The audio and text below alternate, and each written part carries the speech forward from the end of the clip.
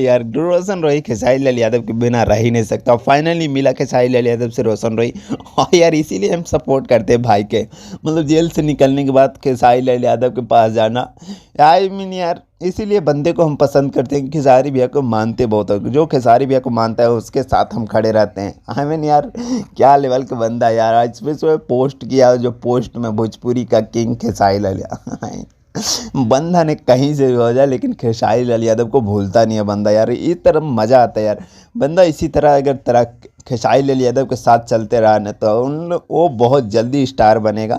जैसे टुनटुन यादव जो खेसारी लाल यादव पर गाना गा के स्टार बने न, आई मीन बहुत बड़ा सिंगर बने न, वैसे रोशन रोही भी बहुत आगे जाने वाला बंदा। अभी जेल स्टार होकर बहुत तगड़े तगड़े गाना ला ही रहा है। और खेसारी लाल यादव के साथ इनका, खेसारी लाल यादव को तो हाथ था ही इनका बाहर लाने के पीछे।